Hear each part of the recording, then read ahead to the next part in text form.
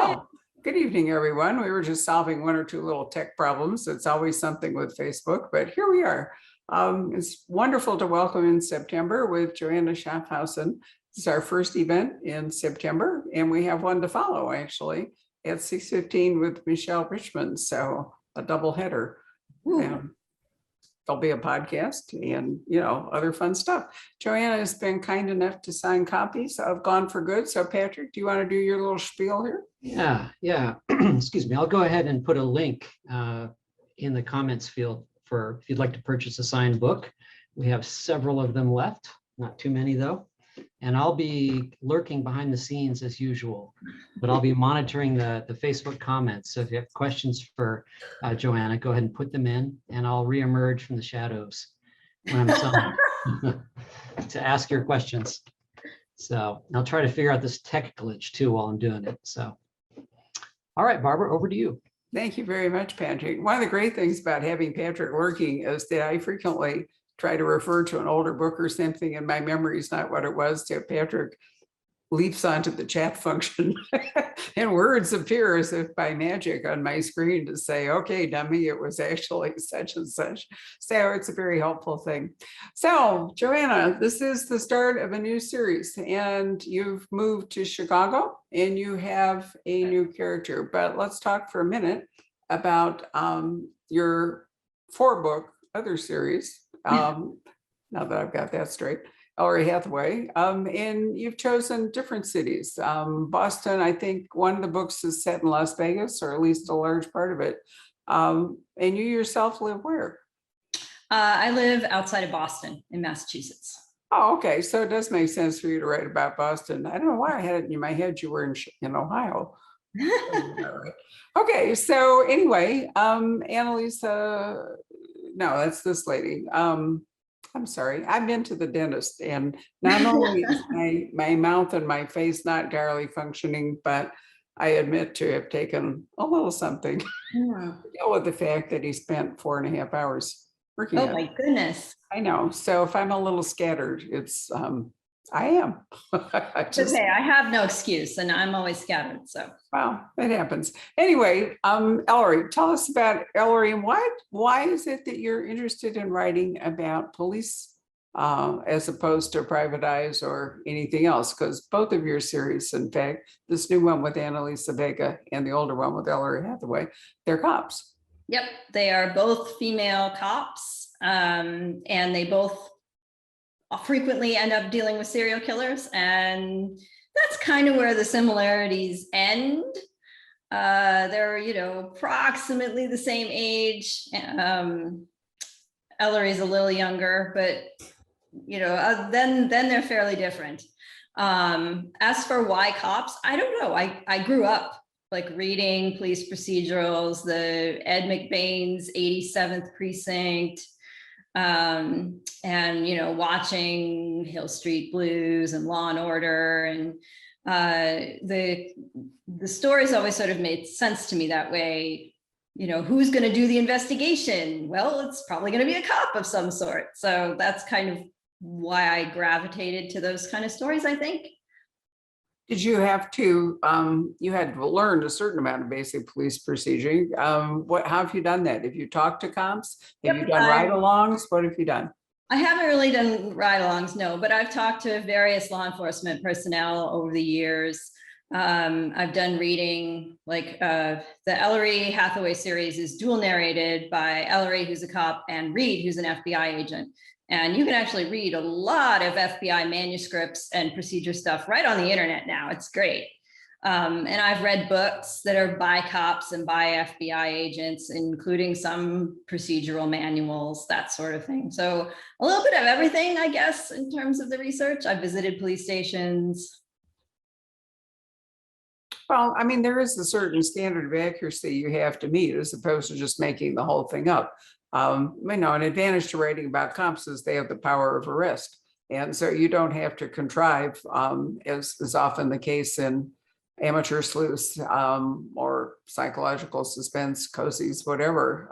You have to bring some kind of law enforcement officer into the story, either as a romantic partner or a father or a grumpy old neighbor or, whatever. whatever it might be. It's almost a cliche in female private eye novels that there's a boyfriend, a partner, or Yeah, something, who's yeah. a cop, because at the end of the day, as somebody has to be able to arrest the bad guys. Right. You need that insider source to be able to get, forensic information or that sort of thing. So they're frequently a law enforcement character, even if they aren't the main sleuth Right. of the story. Yeah. No, it's even I true. like I mean, I like the fact that the cops have a reason to be there. It's a storytelling shortcut that resonates with me. Like, why well, are they the other good thing about having a cop is you don't have to contrive a situation. I mean, because the cops are called to crime scenes by nature of their job. So, it doesn't have to have a personal connection. And as I've often said, I remember talking to Michael Connelly after his first 4 books with Harry Bosch, which all has some personal connection to Bosch. And he said to me, now I'm going to write a book about Bosch just catching a case because he's a cop. Won't have anything to do with him personally. And I'm pretty sure I'm right, Patrick, that was trunk music, where body is discovered in the trunk of a car somewhere. I don't remember, on Mulholland or somewhere. But Michael was right that you can't always have someone. Well, you can, but for a police series, it's better sometimes they work a case. Most of the time, probably they work a case that doesn't have a personal connection. But if you're doing serial killers, one way you can raise the suspense is that you can end up having the serial killer kind of hunt down the person hunting them, i.e. your cop. Yeah. So do you like that aspect too? So I think that readers really like serial killers. Like, people who ordinarily won't read procedurals, police procedurals, will read one if there's a serial killer involved. There's something about the serial killer that continues to be really intriguing to a large percentage of the population. And the Ellery books sort of play a little bit with that tension, because she is the survivor of a very famous serial killer. And she kind of wishes people would stop talking about serial killers and writing these books and making movies, because every time they make a movie or a story about her, they have to haul her out of the closet. People stare. She wishes it would go away.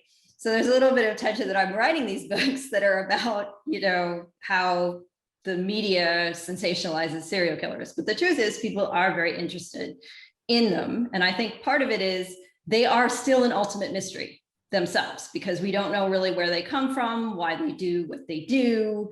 So the mystery of their psychology persists. And that's one reason they're so fascinating. And then also, I think they're inherently high stakes. So if you have a more traditional murder where, somebody gets angry at somebody else and murders them for some reason, everybody else doesn't necessarily feel threatened. All the other characters in the story. But if there's a serial killer on the loose, then you have this sense that almost anybody could be next. And so that automatically gives the story very high tension that is interesting for readers to follow. Well, you're absolutely right. I mean, you can look at real life at the Golden, State Killer or other classic serial killers, and indeed a whole community can become alarmed. And the apparent randomness, although often it isn't, but it can be. It depends on which kind of serial killer it is. There are all kinds of studies about organized and disorganized serial killers and so forth. Most of the time it's men preying on women, but occasionally it's men preying upon men.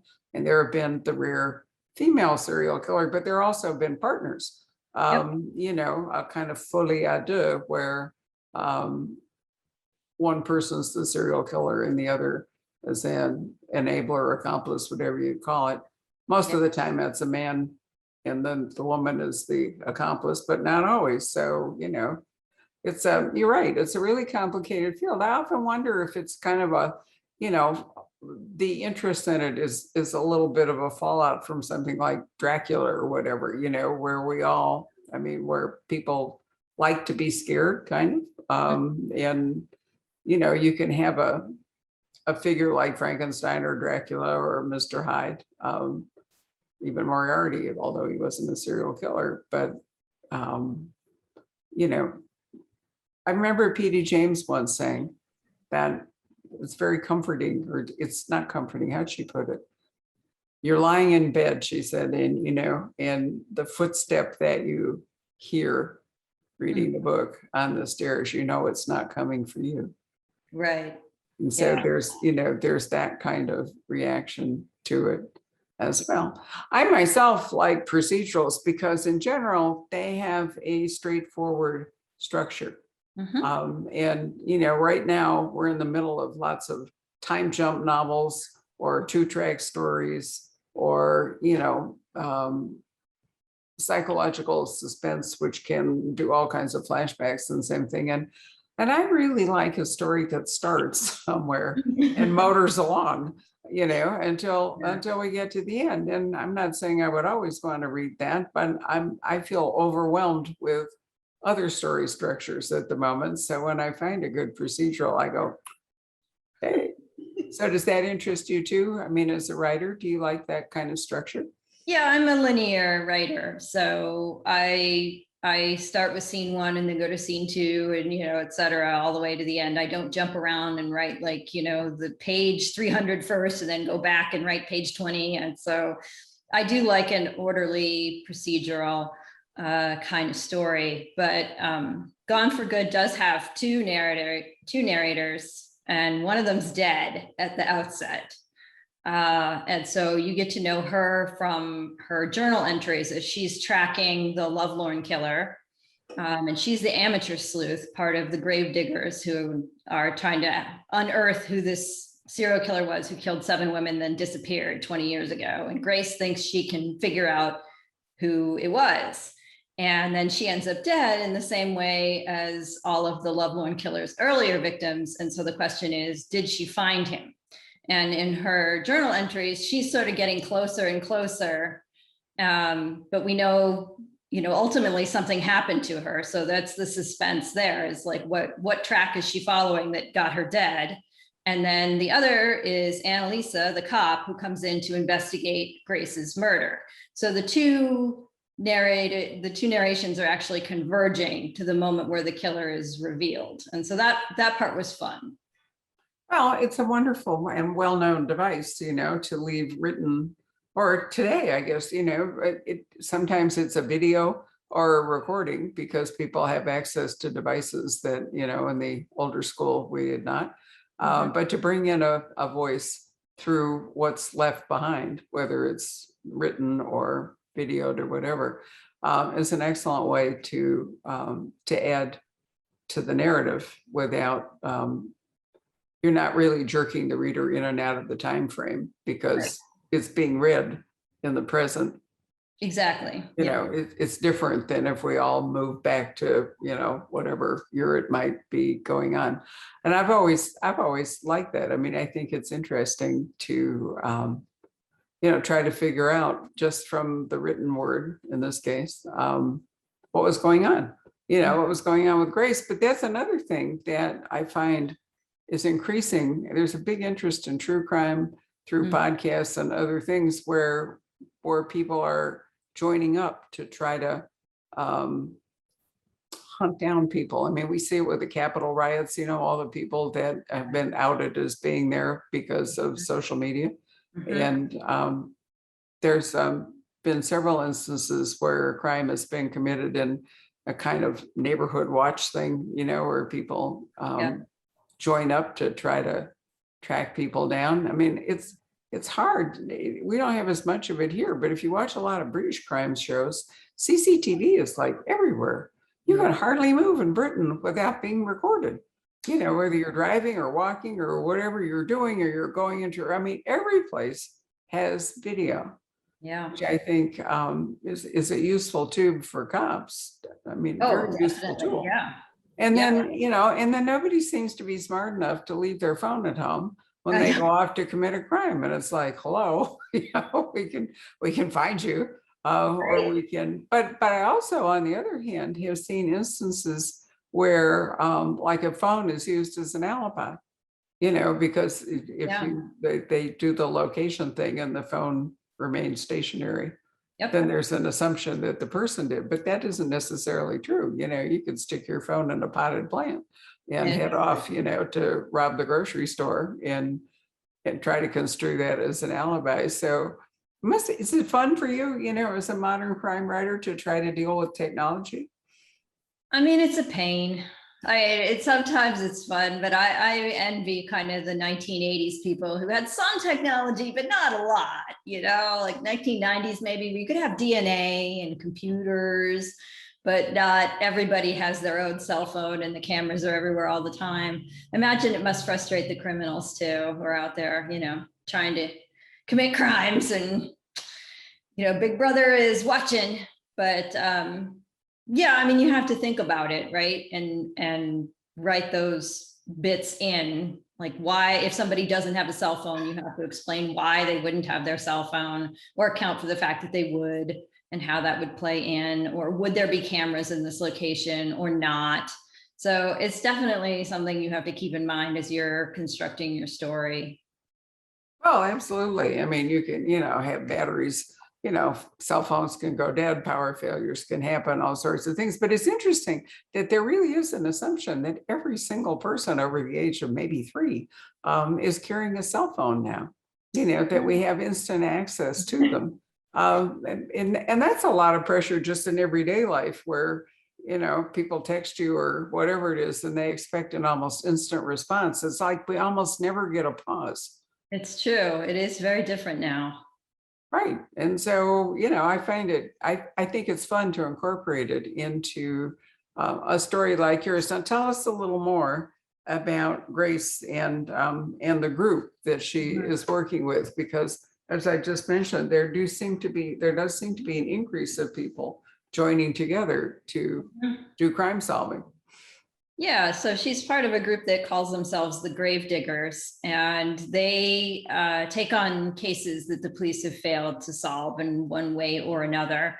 And most of the stuff they've done has been pretty small potatoes, but still important. And this is the place where I think actual true crime buffs, like the hobbyist sleuths, are pretty effective. So one of their main things is identifying missing people, because this is an area where the local cops just don't have all the resources. So, somebody's reported missing, they will definitely like try to find that person, but they can't just keep looking. If their usual avenues don't turn up what happened to this person, they don't have endless time to keep trying to figure out, what happened to them. Meanwhile, the hobbyists do kind of have endless time among them. Somebody can always be looking, and they comb through databases, and they follow like tiny clues, and they're pretty good in many cases about matching up like a deceased Jane Doe or John Doe with a missing person. And so then the mystery is solved about what happened to them. I think where sometimes if you lurk on Reddit or whatever, the people they like the conspiracy theories. I think this is where they sometimes fall down, is like, trying to take on bigger cases, murders, this sort of thing, is that the obvious answer is less exciting than some conspiracy theory. So some of them will tend to spin out into wilder and wilder theories that probably aren't true. But the missing person stuff, I think, is amazing. And it's sort of like you mentioned, the Capitol riots, it's similar, where it's crowdsourcing. Yeah. And they are from all over the globe. So if you are a person who went missing in California, but you're from Ohio, it may be that online sleuths from California and Ohio working together are the ones who can finally put it together what happened to you. And that's harder to do with local cops, especially from smaller precincts or towns. Oh, absolutely. I mean, one of the reasons Jack the Ripper is still an unsolved mystery is it was before there were any kind of data banks or, Right. To help. I mean, he might never have been identified, but there was really no chance, given the state of forensics and communication. Now that we have facial recognition possibilities, even though, there's going to be wars about privacy and so forth, it'll be even easier to track people. It's almost impossible to be anonymous anymore. It's harder. It's certainly harder. But Lisa Gardner wrote a really great book last winter, which we chatted with her, and I think she's got a sequel to it coming, about a woman who she does missing children, and she does it on her own. I mean, she does try to talk to the local cops, but I mean, she's not a professional. She's not being paid. Yeah. I can't remember her life circumstances or such that this is something that she feels compelled to do. And in fact, in Boston, where you and Lisa both are, is where our first case is that we read about. So, but I'm interested that you say, and I think it's true that basically this this kind of a group does best with cold cases, or perhaps best with missing person cases. There seem to be fewer instances where they're trying to solve an actual ongoing, Yeah. murder It's harder. investigation or something. And that's certainly true of Grace in this book. I mean, what they were working on was basically a cold case. Yep. And then it becomes a live case because they got too close. Maybe. We don't know for sure if that's why Grace was murdered, right? Right. Yeah. When Grace turns up dead, she's been taking on this lovelorn killer case. And so the question is, did she find him, or did somebody use her weird hobby to murder her and try to make it look like it was the lovelorn killer? Maybe it was somebody else in the group who was tired of Grace, you don't quite know. And that's what Annalisa has to figure out when she arrives on the scene. And she has a personal history with the lovelorn killer because her neighbor was the last victim number 7. And she knew the woman really well. The two families were very close. And Annalisa she was a teenager at the time, and she always felt like when this woman was murdered by the lovelorn killer, that shattered the whole neighborhood and all of the bonds that they had and their sense of peace. And her boyfriend, who was this dead woman's son, moved away. Her own father wasn't really allowed to be part of the investigation. He was a cop and he was kind of sidelined, and that really ate at him. And her brother started drinking really heavily. And she's just always sort of felt like this was the moment where everything went wrong. So when this case falls in her lap, she feels like maybe if she catches the lovelorn killer, it can be like stitching everything back together again. Well, tell us a bit about Annalisa. I mean, you've touched on it, but who is she, and why did you? Just tell us who she is. You've created her. Yeah, she's a Chicago cop, and she's the only girl in a family of 4 children. She has 3 older brothers, and they have a cop father, George Vega, and he always assumed that one of his sons would follow him into law enforcement, but it ended up being his daughter.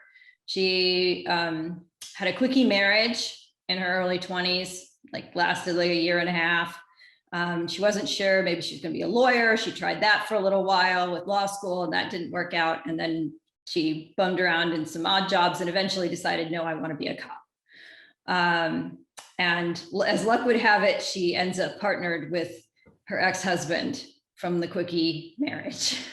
So, yeah. More history to explore there, right? Exactly, right? So he ran around on her back then, and he claims he's very sorry now, but she's not sure still whether she can trust him. And the case brings back her lost love from her teenage years, because when the lovelorn case is reignited with Grace's murder, Colin Duffy from next door comes back to Chicago. And so she has him back in her life too. Colin has been off on an interesting path of his own since the murder. What's it's not a spoiler to say what he's been doing. No, he fled basically. His father dropped dead of a heart attack shortly after his mother's murder, leaving him an orphan, and he was still a minor at the time, although just barely. And he was shipped off to live with cousins, and he just left. And then he kept leaving. So now he travels the world as a travel photographer and writer for magazines, kind of a freelancer. And he goes everywhere, but not back to Chicago. So meanwhile, Annalisa has barely left. She stays in Chicago. So she reacted by kind of hunkering down and protecting the family she has left. And Colin just took off. So they had 2 very different reactions to this schism that split their families. And now when Colin returns, they kind of have to deal with that. Right. I find, it's almost prescient that you wrote column like that, because there are people during the pandemic who, have decided to go off and be nomads. If you can work from home, you don't have to have a traditional job structure. There are all kinds of examples of people who went to like Bora Bora, or, it's harder to move around in the pandemic. And now, of course, with more restrictions coming in. So it's not like you could travel the whole world like Rick Steves or somebody so easily. But you could certainly relocate, and there are islands in the Caribbean that allow you to do that. I'm trying to remember whether you pay them or they pay you. But you can, I think it's, there's a lot of different structures. Yeah. But Colin would not, you've made him a photographer, which means that he doesn't need to have had some kind of work from home job. He was already, out there. He was already traveling. Yeah, he just is sort of constantly on the move. And he likes it that way. And Annalisa is intrigued by all the places that she's never been, that he's gotten to see, and is curious about what his life is like, but also a little resentful, I think, that he went off and left her with all the fallout, pretty much. Oh, yeah, no, I think she's definitely resentful, Yeah. and he found a way to make a living, while he's unmoored, so to speak, running around the world. So both of them have things that they need to resolve in the book. Why did you pick Chicago? Hooray. I grew up just north of Chicago in Winnetka, and my own feeling is there are not nearly enough books set in Chicago in the crime field. There are some. There are definitely some, but not as many as you might think. No, Boston, I talked to Ken Kruger about this, Boston, Minneapolis and St. Paul, Los Angeles, Seattle, there are not many Phoenix-based mysteries, but surprisingly few Chicago, considering, the stature, size, importance, even the location of Chicago. New Orleans wipes, there are a lot more books set in New Orleans, mysteries set in New Orleans than there are in Chicago. So why do you think that is? I really don't know. I think it's rich with possibilities and stories, which is one reason I picked it. I originally wrote the book set in Boston, and it's funny you mentioned the pandemic. It doesn't exist in the book, and it's because I wrote it 3 years ago. So I wrote it in 2018. And so it was 3 years between when I wrote it and when it came out, but nobody knew about the pandemic in 2018. So I couldn't have put it in even if I had wanted to. And so the publisher said to differentiate it from the Ellery series, which is home based in Boston, although as you said, it moves around a bunch depending on where the mystery takes them. We would set this series somewhere else. So I needed some place that had some attributes that were similar to Boston. So I needed a city of a decent size that could contain a serial killer who could have gone underground. And it also had to be very neighborhoody, where you had generations of people who had lived within just a few square blocks. And you had this is where the cops live in the city. They have their own neighborhood, the cops and the firefighters and maybe the nurses, the blue collar workers, they live here. And Chicago had that. And plus I really love the city and I visited a bunch. So I knew it to some degree, not as well as Boston where I've lived. But I also had people to help me who are either from Chicago or live there now, who could read the manuscript and give me pointers about how to help bring Chicago to life. So I had access to these helpers. I knew the city at least somewhat, and it's a great city. So I said, how about let's move it to Chicago? And the publisher said, great. And so Gone for Good moved to Chicago. Annalisa moved to Chicago. Annalisa is created to, that's interesting though, that you started her off in Boston. Which is a much smaller city than Chicago. And although we've had serial killers, so you can, it will work. Oh, I know you do. Wasn't Son of Sam a Boston serial killer? No, he was New York. The Boston Strangler. Oh, that was it. The Boston Strangler, right? Yeah. Well, there's a big, there's Boston and then there's Metro Boston. Yes. Phoenix is like one gigantic megalopolis.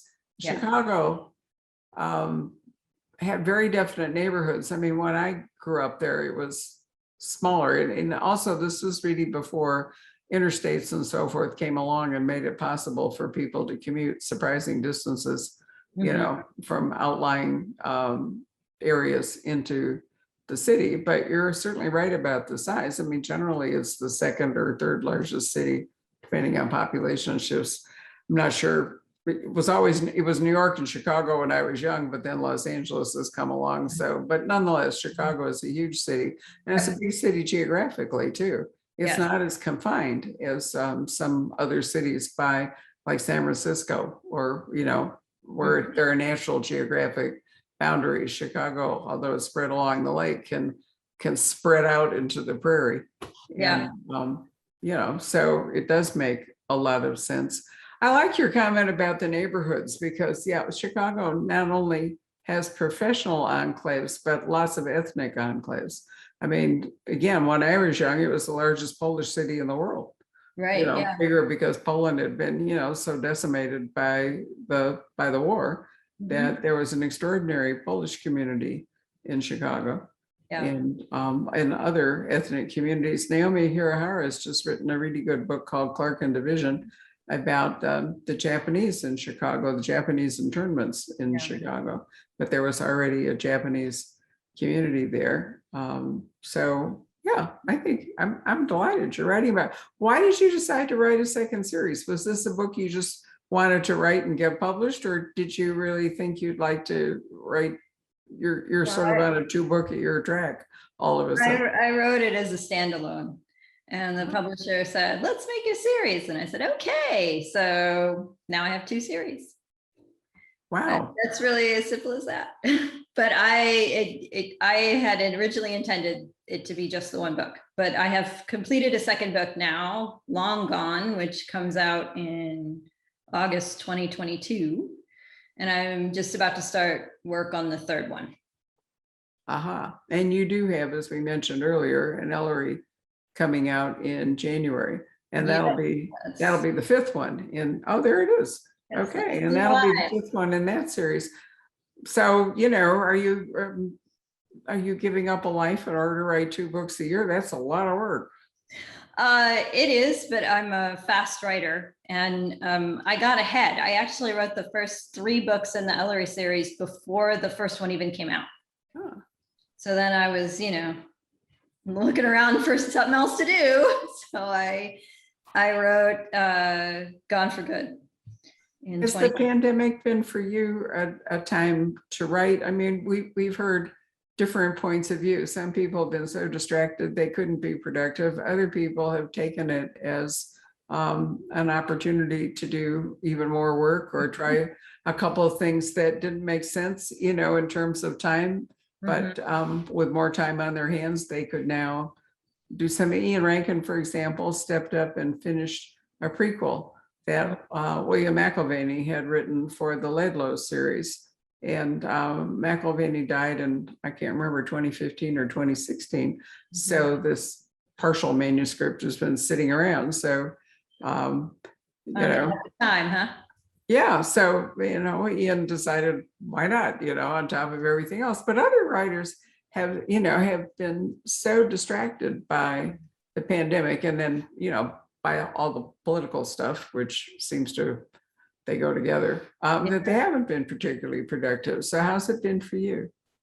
I've struggled for sure. I have a young daughter. She was in 5th grade when the pandemic hit. And I write by myself. People are asked like, oh, do you go to like cafes and stuff? And like, no, I write in total silence, no music, no TV, just me writing. And all of a sudden I was not by myself, and I haven't really been by myself since March of 2020. Like my husband came home, he's worked from home ever since. Like they keep moving back to the office. It's now been punted to January, I think. And who knows whether that's even going to happen. My daughter did just go back to school yesterday. Yes, yesterday. So she's at least out of the house for a short period of time. And even the dog, like for the longest time, the dog was also here. And like normally I send him to doggy daycare to play with his friends, but instead the dog was here and she was here and he was here. And there's so many other voices. I couldn't hear the ones inside my head. Yes, So- that's when you wish you had one of those enormous mansions or, a shed. I've talked to a couple of British authors who've retreated to sheds in their gardens, to write. A few people have rented offices or actually already had offices where they could, at least leave home. Yeah. But in some cases where there was a really serious lockdown, if you lived in a high rise, they weren't even running the elevators very often. So Yep. your Oh, living yeah. situation, right? I mean, people have moved to different locations, and now it'll be interesting to see whether they stick or whether since we sort of a hive mentality, or whether people who thought it was wonderful to live on the shores of a sapphire lake in the woods of Maine will Yeah. eventually work out that they really prefer being home in Boston. I don't know. So it's hard to say. I mean, Scottsdale is an interesting place because it's part of Phoenix's megalopolis, but at the same time, it's really suburban, the part that we live in. And so, we've been like very much isolated, but yet we have everything adjacent. So it hasn't taken any adjustment for my family to get through the pandemic. Well, that's So, good. well, we're old, we have a big house and, we don't have any kids at home. And we've only recently acquired the puppies that you saw right before we started, but we had older dogs who spend most of their time outdoors romping around in the garden. Sure. So, well, yeah, I mean, if you live here and you have a swimming pool, you have to have walls. I mean, it's an insurance requirement. So, if you have a walled garden and a dog door, then a dog is basically on the loose, however it wants to be. That's a lot different than having a puppy in an apartment on the fourth floor of a building. Yeah. No, we have a basset hound and he was one in a few months when the pandemic hit, 1.5, I guess. And he lately he's now like seeing people's faces again and like being able to approach strangers. It's like learning that all over again. Because he'd kind of forgotten that like people could come to the house. Like the first time we had company over after, people got vaccinated and everything, and it was okay to have some people come to your house. He wigged out the first time, like, oh, there's people in my house. What? But he's now relaxing again. Oh yes, people. I remember people. I like people. But it's been an adjustment even for him. So have you missed, as an author, if you missed the opportunity to connect with fans in person? Oh, sure. I miss in-person events a lot. But the flip side is being able to do more virtual events like this, where I've been able to talk to fans who are far flung and could never have come to any of my events in New England. But yeah, I would like to be able to do both kinds going forward, some virtual and some in person. I've done 2 pandemic launches, and it seems likely there's going to be a third one in January where it's like me celebrating in my dining room. Yay. Right. Well, that's why our events are BYOB. Yeah, exactly. We Right. can take on a slightly festive atmosphere. I mean, we really miss our customers. And one of the things that I find myself speculating on is who will our in-store customers, for at least attendees for events, who will they be? Because there have been so many dislocations. People have moved away. They have moved to be near their families. They've moved into, some of them have moved into assisted living for medical reasons, whatever. And so, we had a wonderful routine going, and we knew pretty much who to expect for what, and and all of that is now, I feel like your dog. I'm just completely. And so we really don't know. We did realized that we even videoing a couple of authors in the store, like Ken Kruger, who had planned to come out, his books were here, so he ended up coming out to sign the books, but we didn't do an open event, but we recognized that we've kind of forgotten how to do them. Yeah. I mean, sometimes I really do feel like your dog, you know, so Yep. we're gonna have to get clued up. And we did have some really nice events planned for this fall. And now they've basically gone back to, you know, to Zoom events for a whole lot of reasons. And I'm sad because we were all excited about doing that, but we are committed to doing hybrid. So even when we go back to live events, we're still going to be doing a lot of things with Zoom because, you know, as you say, you can't possibly reach thousands of people if you're doing an in-store event, although we had videoed ours for years, but the quality of the videos wasn't as good as Zoom. So now we're investing in better equipment. So, you know, we have a couple of authors, several actually they're coming in to sign their books, and then we're going to just video in the store as though it were an event. And so we need to improve our sound and other things, because Zoom really does overcome quite a few problems. Yeah, it's been really a godsend.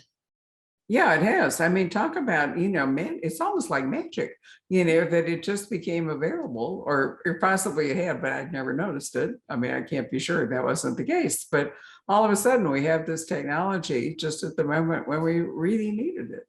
Well, it's really funny. I'll tell you. So my daughter, who's 12 now, she and her friends all know how to run Zoom, and they Zoom with each other, but they leave their cameras off. And I said, so you have invented the telephone. They're like, yeah, it's great because it doesn't matter what you look like, and you can do whatever, and you just have it on, and you can be doing something else, and you're just chatting. And I'm like, yes, you've invented the telephone, dear. They don't ever talk on their phones. They use their phones for texting. But you know, I hadn't thought about that, but you're right. Telephone. You're right. We call it a cell phone, but in point of fact, it's a computer. It's basically a mini computer that we carry around. Yeah. And don't talk on it all that much. So I hadn't really thought about using Zoom as a, you know, communication device without picture. Yep, that's how they do it. And they treat it like it's a phone.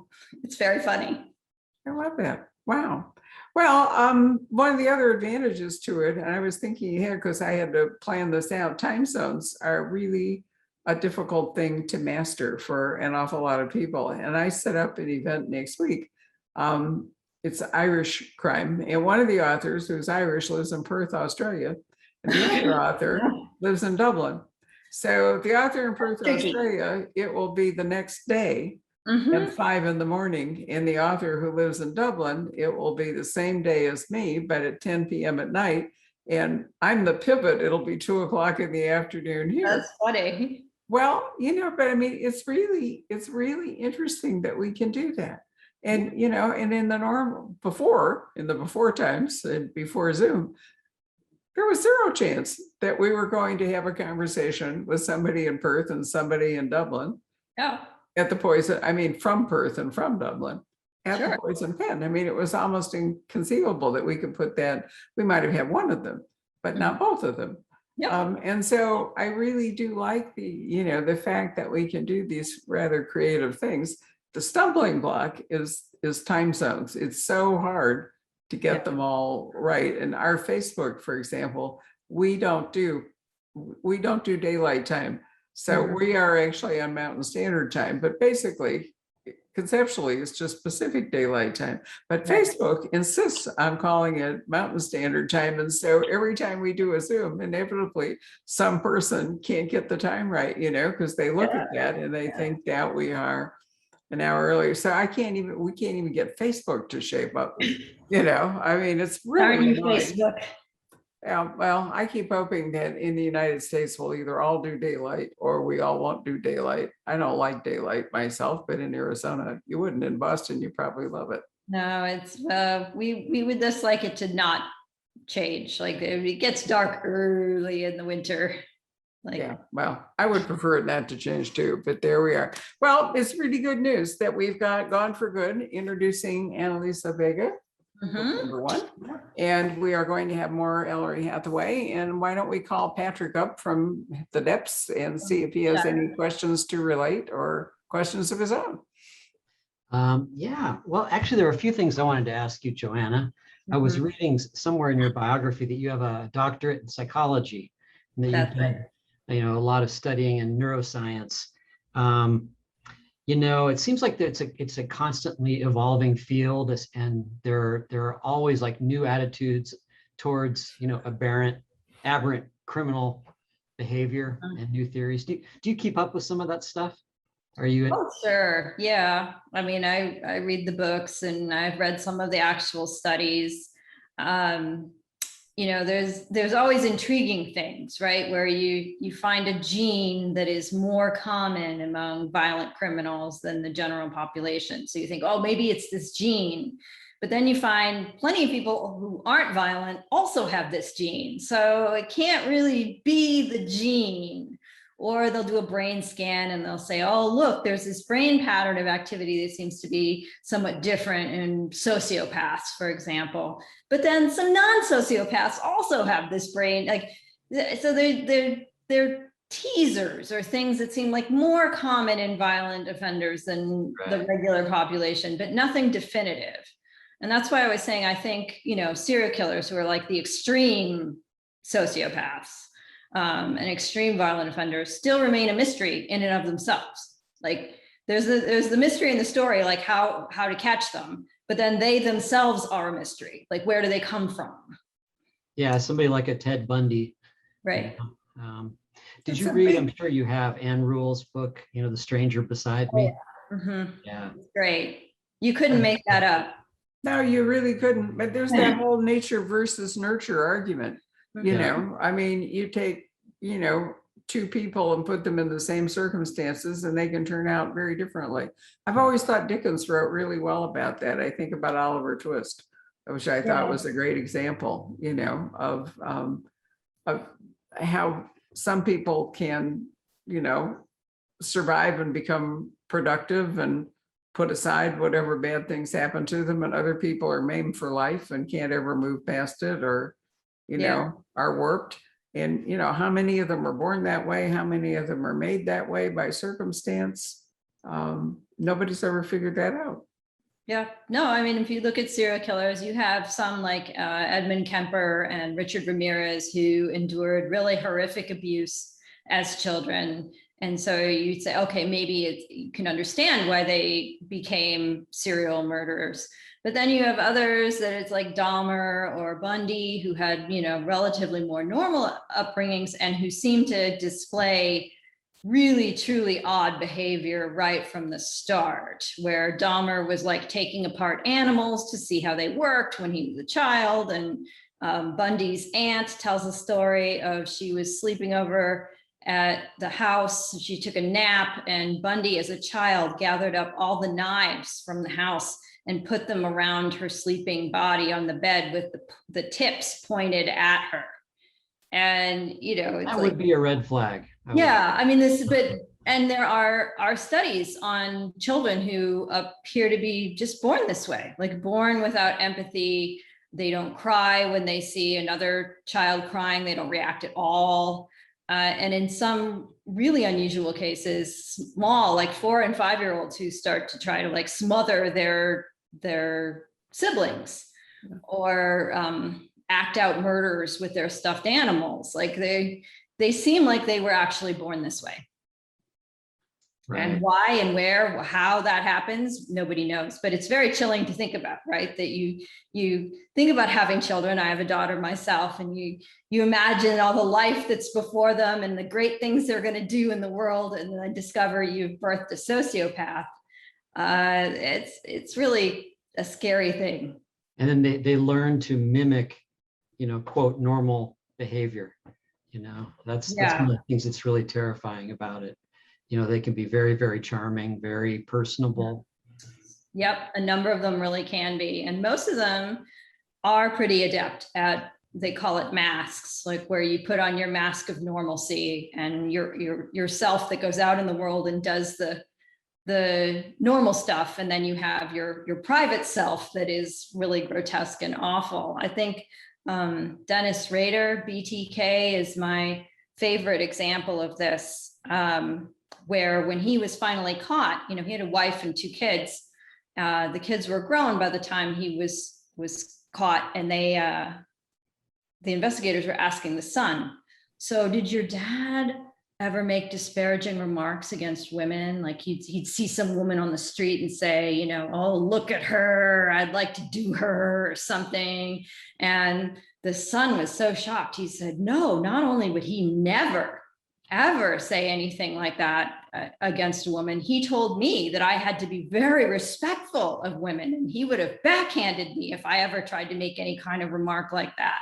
So you have this man who on the one hand is in theory like trying to instill these pro-woman values in his son, and then on the other hand is out there murdering women.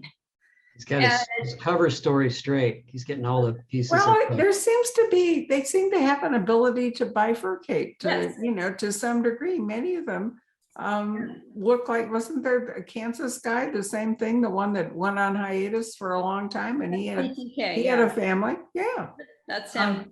Which is unusual, because the general idea is once they start, they can't stop.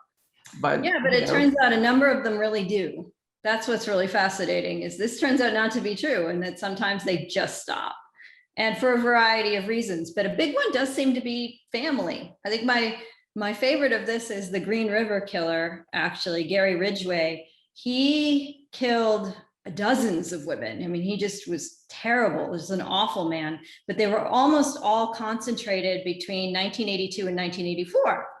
And then he pretty much stopped for a long period of time. And you're like, well, what happened in 1984? He met his second wife, met his second wife, Judith. And he met her at a church as a Parents Without Partners event.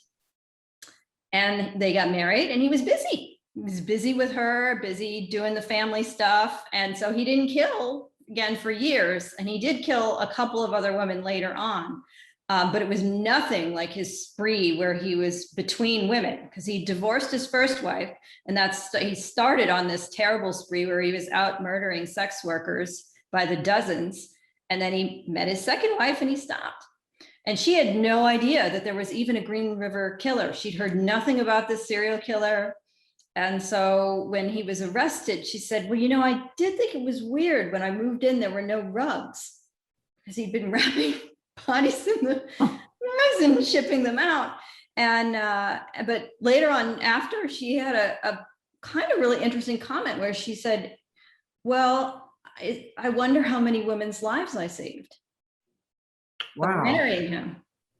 Well, then, you know, you don't really know how much of it is the sexual component, you know, with men. And then, but what about the women serial killers? You know, is it a sexual rush for them, or is it revenge, or is it, you know, you have to ask yourself. I don't think there's any absolute answers to it. No, there's no key. I mean, female serial killers, the most common one is the Black Widow, who marries, and then it's money is the main motive. Yeah. You know, she marries the husband, or sometimes they don't even marry. They just bleed them dry as the girlfriend or whatever, and then kill them and move on to the next. That's their primary MO, the female serial killers. Oh, and children, unfortunately. Women sometimes serial murder their own children. Or sometimes I think of Black Widows as much more like serial murderers than serial killers, because there's a rationality to it. I mean, they are doing it for, you know, financial gain. Whereas the men, you know, the serial killer, there's often, I mean, most of the time, there's no direct benefit to them other than the murder. But, you know, it's not like there's going to be a financial payoff or a better job, or, you know, they get to adopt a puppy or something. So sorry, I have the adopt a puppy thing on my mind. But I've always thought that Black Widows were actually rational, and therefore fell into serial murder rather than serial. You're starting to worry me, Barbara. Sorry. I know. Hey, come on. I've been married for almost 31 years now, so I haven't gone that way. But yes, it is true that, I mean, just women in general seem to be less motivated for the thrill kill. Like that's right. Pretty uncommon. But serial murdering multiple boyfriends or husbands in a row is still abnormal and very Yeah, no, not arguing that, but but you still have to have that core abnormality of not caring whether you kill another human being. So they still do have some of the same psychology as the male serial killers, even if the murder itself is maybe not what gets them excited.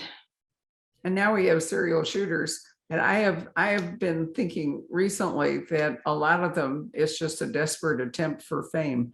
They feel, powerless and unimportant. And, somehow or other, if they can, do this one amazingly destructive act, then, then they're going to be famous. And unfortunately, again, social media has allowed so many of these guys now, leave messages on Facebook and other stuff. And, expect it's for some of them, fame, both for serial murders and shooters, fame is part of it. BTK, Dennis Rader in Kansas wouldn't have been caught, but he wanted to be famous. Like, he'd gotten away with it. right. But he wanted to publish his memoir. People had stopped talking about him. And so he came back out of the woodwork, and it didn't work out so well for him. No. But there is a theory, actually, because serial murders are way down since the 80s, which is where they peaked. And there is an estimated, I think, close to 900 serial killers active in the United States at that time.